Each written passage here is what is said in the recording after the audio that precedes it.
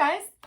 So if you're new, welcome, and if you're back, thanks. My name is Maria, and I talk about America and the world, for better or for worse. So I don't have YouTube Premium, which means that I get a lot of ads. And what's funny is that seeing these ads makes me think that like every marketing executive from every company sat at the same board meeting and decided that the word they were all going to use to describe what's going on in our world right now was unprecedented. And I mean, to an extent, they're not wrong. Like, we've never had a situation quite like this with a pandemic and everything else that's going on that we will get to eventually on this channel. I think that in a lot of ways, the times that we're living in right now are very precedented, and that's kind of what I wanted to talk about today. We're currently living in a time where there is a lot of ongoing resistance against the existing social and political system, and my opinion is that that resistance is for very good reason. And that dynamic between an establishment and resisting forces against it is pretty much an intrinsic part of human civilization. If you look back at any point in history, there's been an establishment and there's been a resistance against it to varying degrees of success and of scope. And the type of establishment versus resistance dynamic that I really want to explore and talk about today is the counterculture dynamic. So when I say counterculture, I think it's natural for those of us living in America, or even more broadly, those of us living in the West, to have a pretty specific idea of what the counterculture movement looks like, because there was a very famous and influential counterculture movement in the mid-20th century, and we'll talk about that in a little bit. I wanted to start off by exploring the idea that even though counterculture does bring a very specific look and aesthetic to mind, its definition is a lot more broad than what happened in the 1960s in America. Counterculture is just a lifestyle or a set of attitudes and behaviors that exists in direct opposition to an established systematic norm. And the systematic part of that is really important, so I just want to like bookmark that and come back to it later so that we can talk about counterculture as a cultural and real life phenomenon real quick. What I think is interesting about the counterculture is that though it entirely rejects existing social norms, it's also completely reactive to the social norms in place. Basically, if there isn't some sort of prevailing systematic social, political, and economic structure that's seen as shitty and bad by enough people, counterculture doesn't even exist. And that makes me think, well, okay, then what is counterculture? What makes a public reaction or dissatisfaction counterculture? Because I mean, the thing is that people are always going to be upset with systematic economic and social structures in place, or at least they have been so far in world history, and for really good reason. Protests happen every generation, and people are pissed at the government seemingly all the time, right? So that begs the question, at what point do the protests and dissatisfaction and criticisms against the government that manifest themselves in every single generation become a counterculture? What makes counterculture movements different isn't the fact that people are mad and expressing it, and for good reason. It's the fact that people have been angry and frustrated with the systems in place long enough that this frustration reaches a boiling point. Hey, this is me in editing, and I just wanted to clarify something really quick.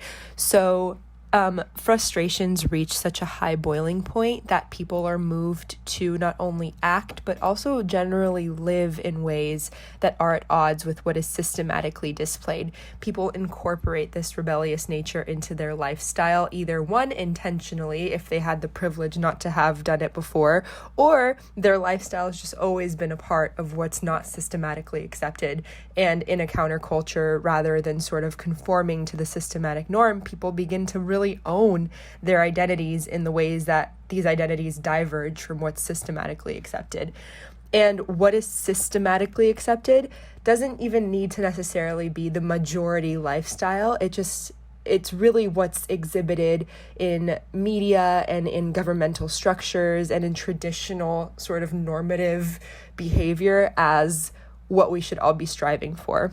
And counterculture is really just a rejection of that in both action and lifestyle. Sorry, big spiel, but I didn't really clarify that, so I wanted to now. Okay, thanks.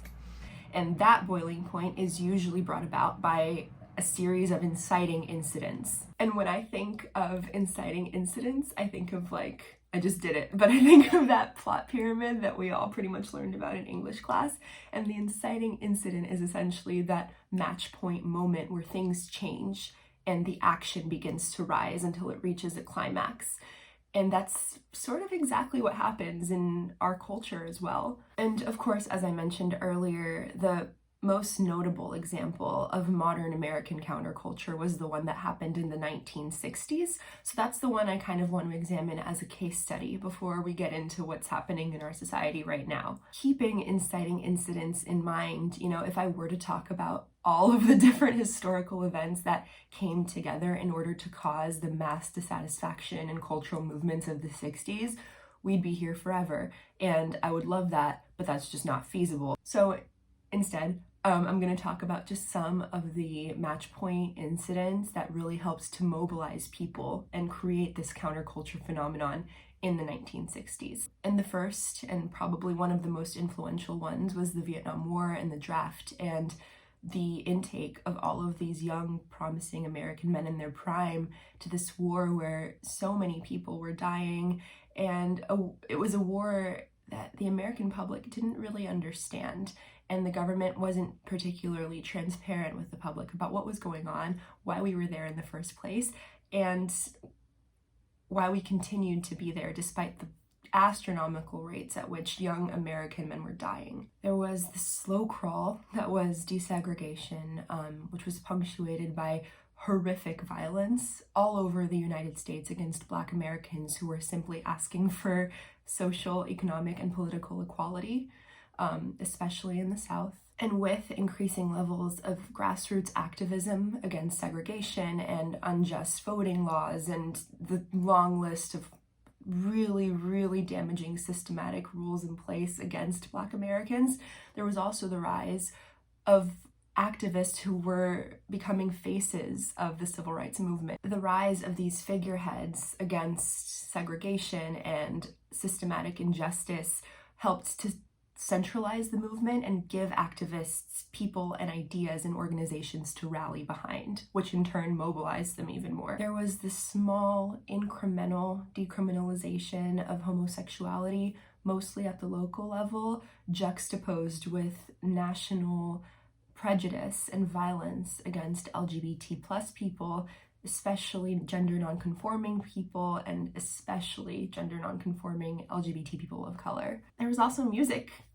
From the blues to rock and roll, music since the 1950s was becoming increasingly political and angry and even sexually liberating. And speaking of sexual liberation, women were increasingly dissatisfied with traditional housewife roles that were expected of them, especially since women were key contributors to the American economy in the 40s and then sort of ushered back into that housewife role in the 50s once World War II ended. And with advancements made in birth control and more educational and job opportunities opening up for women in the late 50s and early 60s, more and more women started to reject traditional gender roles and expectations, and that gave rise to second wave feminism. Essentially, marginalized groups were tired of being marginalized, and the overt violence and nonsensical nature of the Vietnam War provided sort of common ground for both marginalized and non-marginalized people to come together and protest against something that was horrifying to them,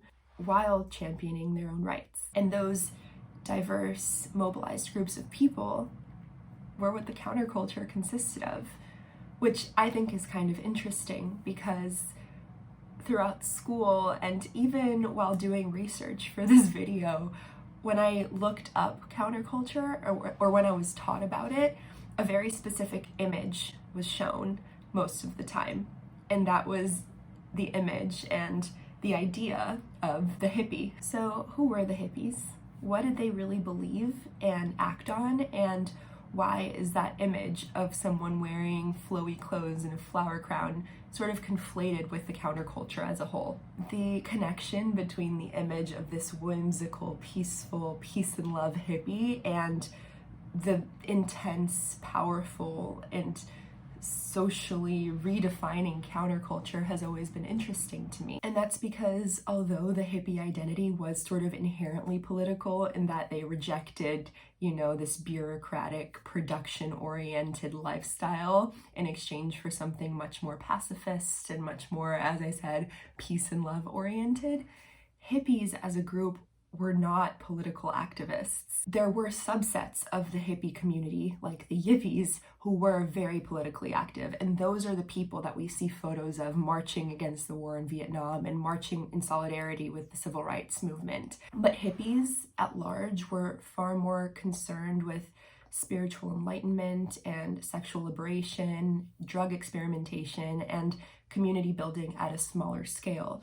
Hippies as a community weren't necessarily protesting and living as activists.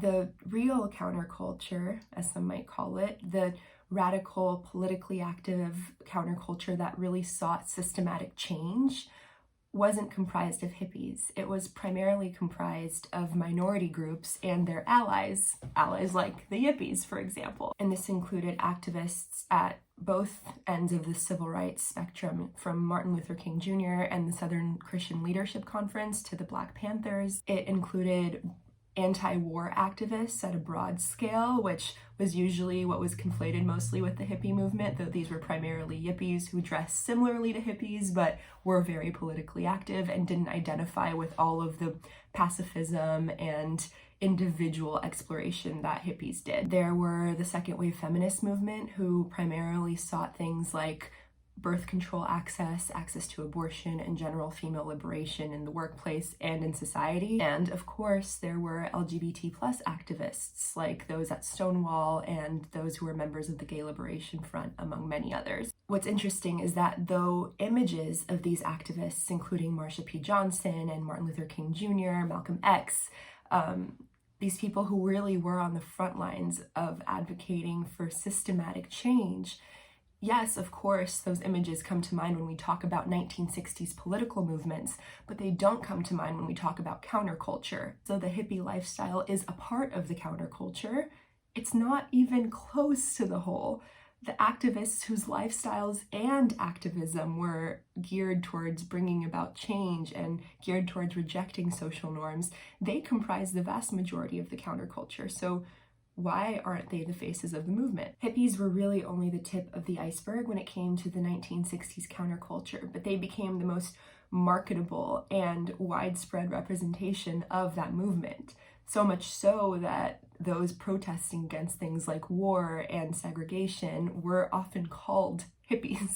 There's a reason why hippies, who, don't get me wrong, had a lot of interesting and forward-thinking dynamics within their groups, but there's a reason why these people who hailed from comfortable middle and upper middle class backgrounds, who were predominantly Caucasian, and who were utilizing cultural practices that came from native and tribal communities, there's a reason why they became the faces of this counterculture movement that was comprised really of so many diverse groups. And that reason is privilege. I mean, isn't it always? The legacy of the 1960s hippie can't be separated from the commodification and appropriation of these traditional cultures. But in terms of the way hippies have been marketed over time, it kind of has been, They've been associated with the radical change and activism and love and culture and art of the 60s, but not a lot of conversation has occurred, at least on a broad scale, about the extent to which that legacy is really tied to appropriation. Though they're definitely the most easily recognizable and marketable, which is ironic because the hippie lifestyle was all about rejecting capitalism, and it's been commodified and sort of sold as a relic of the 60s. But I digress. Though they're the most easily marketable sort of representation of the counterculture, hippies and the various cultures that they appropriated were not even close to the tip of the iceberg of what this active and political counterculture really was. So having talked just a little bit about the diverse and dynamic real counterculture of the 60s and the homogenized image that was sort of left in the form of the hippie, I kind of wanted to talk about what the hell that even means for us. The reason why I use 1960s counterculture as a springboard to talk about our current social and political climate is because there are so many similarities between the two. It's not just in the sense that every generation is similar in its dissatisfaction with the system.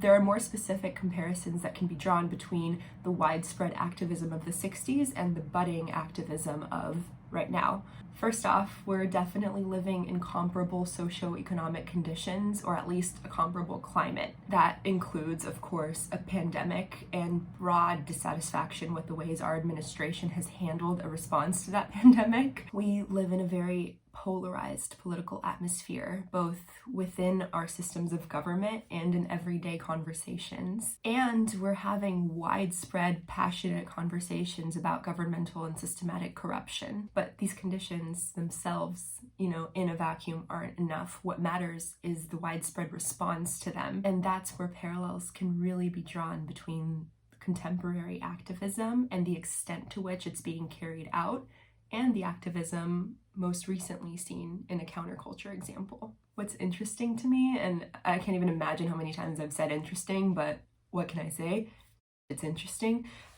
What's interesting to me is that while 1960s counterculture was really deeply rooted in protest against militant action abroad, what's being seen in our current protests is a dissatisfaction and mobilization against militant action domestically. This includes movements like Abolish ICE and Defund the Police, which are two subsets of the overall Black Lives Matter movement. And we've moved on from second wave feminism to intersectional feminism, which rejects the gender binary of the second wave and is much more focused on advocating for groups whose intersecting identities make them marginalized. LGBTQ+ activists continue to advocate for the protection of trans and gender non-binary people, and they continue to advocate against things like conversion therapy, anti-gay business practices, and much, much more. And of course, all of these groups have been fighting. They haven't stopped since the 60s, and they were fighting long before.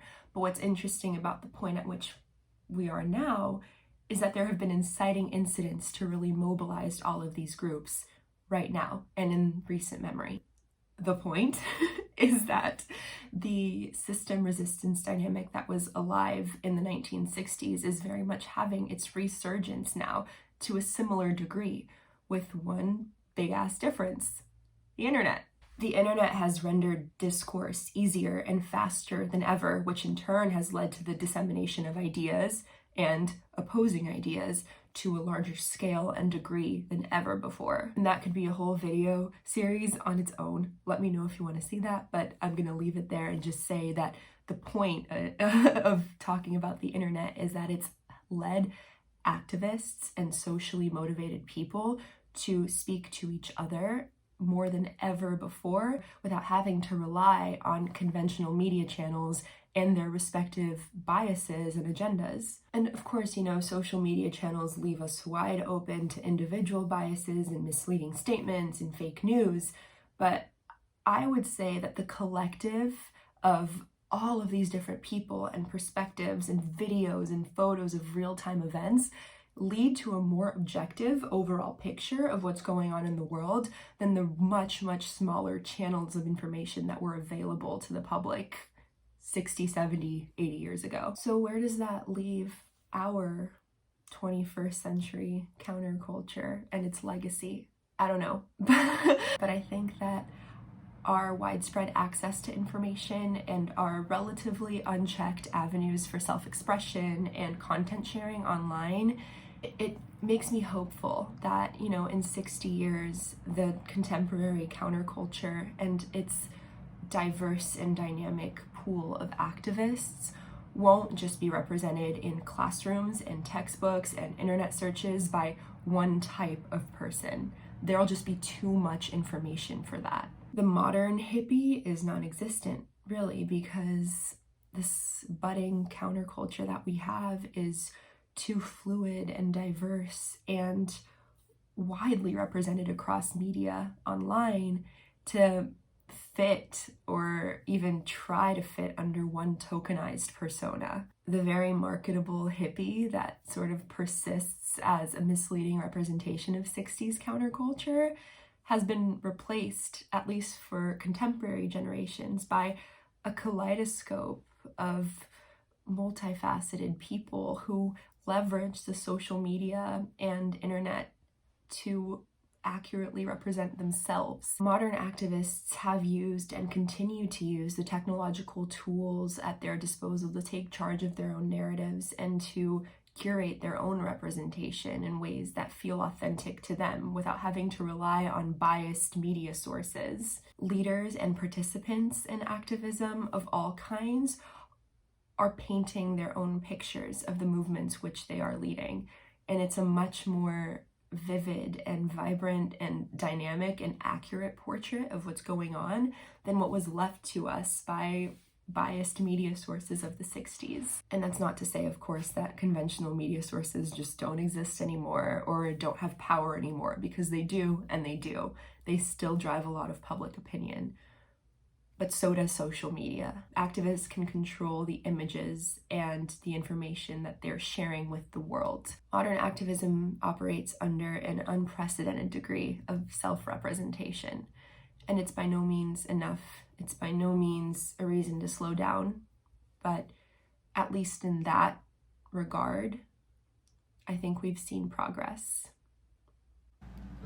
Hey, so can you tell I'm really bad at YouTube because I just finished the video there and that was it. I didn't mention that you should like or subscribe or leave me a comment. So please do all of those things if you'd like to. My Instagram is @MariaEBarbera. If you want to follow me there, that'd be great. This channel is really all about starting conversations and having a discourse. So please leave a comment if you have any questions or if there is anything you want to talk about and you'd like me to cover going forward. I would really, really love to hear any insight possible. That'd be awesome. And thank you so much for watching. I promise I will remember to make an outro next time. What, Maria? Anyway, we're rolling with it. Thank you guys. Have a good one. Bye.